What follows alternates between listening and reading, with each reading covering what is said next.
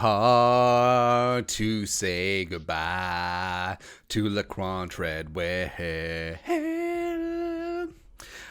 Today it was announced that the Atlanta Falcons will be signing up Laquon Treadwell, former first-round pick, former wide receiver one of the Vikings, question mark, all that stuff going on. And you know, the memory of Treadwell, I feel like a lot of fans, rightfully so, piled on Treadwell early. He just never really recovered from being a first-round bust and all that other stuff and yada yada. But, I mean, respect where it's due. After the Vikings cut Treadwell last year and then he came back after a couple weeks, he played well. He played extremely well, recording 9 catches, 184 yards, and a touchdown in spot duty when Thielen was out, and playing some great special teams as well. So I think that's the lasting legacy that I remember about Laquon Treadwell, is that things obviously didn't work out for a myriad of reasons early on, and then we'll get to all those reasons here in a sec. But the fact that he was cut before his 4th season by the team that drafted him in the 1st round after they declined his 5th-year option, and he had the humbleness to come back and sign with that team again,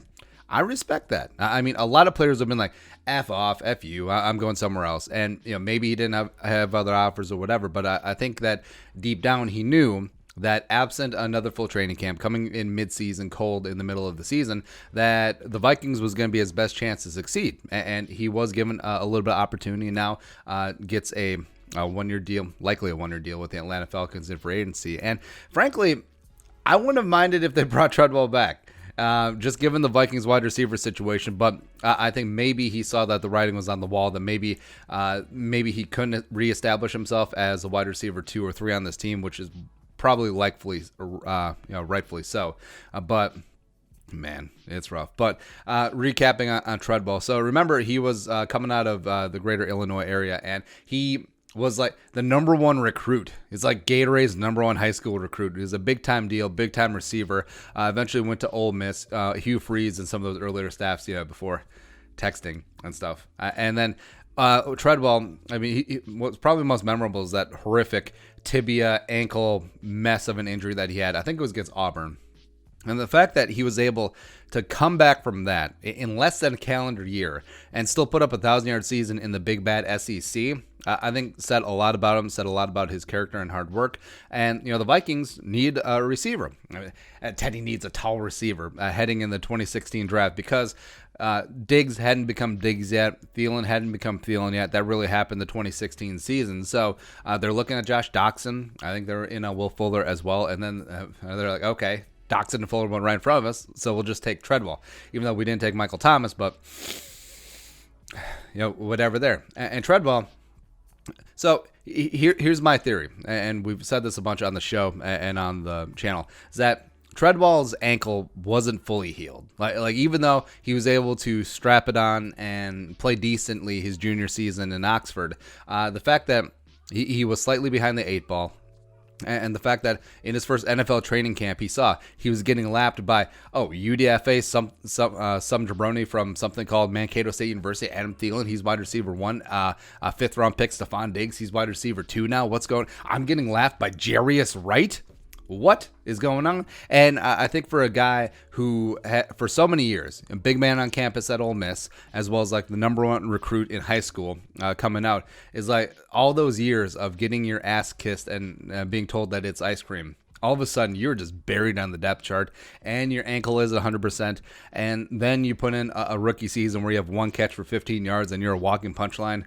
Broseph, what is going on? And for the rest of it, I do think that Treadwell just got into his own head.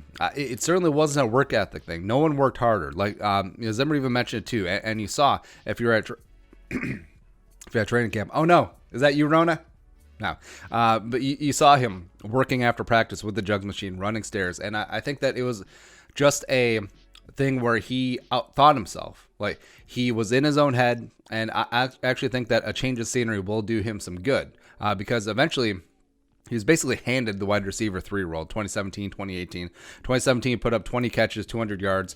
2018 with Kirk Cousins, he finally caught a touchdown pass. Remember, that was week 2 against Green Bay at the tie.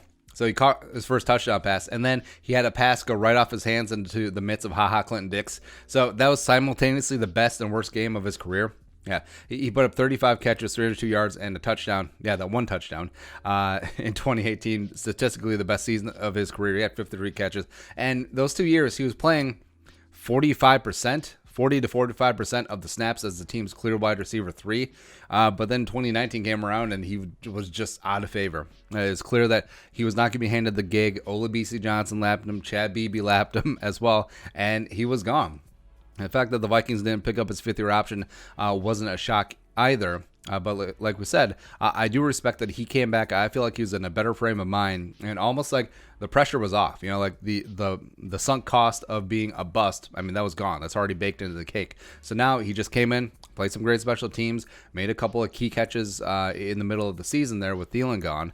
And now, like I said, maybe it does just take a fresh start. You look at Brashad Perriman, who potentially could sign up weird with the Vikings. He was an absolute bust. 26 overall pick in 2015. Yeah, missed his entire first season. I mean, talk to a Ravens fan. Like, they boo. Like, boo. Like, the way that us Vikings fan regard Troy Williamson, that's Brashad Perriman. But also, Perriman has this insane physical skills, and then you saw him in Tampa when he got another shot. It actually worked out. So, frankly, I wouldn't be shocked that if Treadwell gets in a better state of mind, pressure is off, he just goes into a new team and just plays, if he actually does well. And with Atlanta, you got Julio, you got Calvin Ridley, and now you got Treadwell. I mean, he could find a decent role being, that wide receiver 3, wide receiver 4, playing a little bit of special teams as well. So I think he could certainly be an asset. I mean, he's a great run blocker. So they got that going on for him. So Treadwell, even though we've made a lot of jokes at your expense, we do wish you well, except for when you're playing the Vikings. The Vikings actually play the Falcons this year, don't they? What do you think? Vikings losing Laquon Treadwell. Let us know in the comment section below. Ooh, that's going to help out the comp pick. Great. Also, subscribe for daily Vikings takes. You want to support the work, pull us on the Venmo. Please give us a follow on social media as well. Until next time, Skull, production value.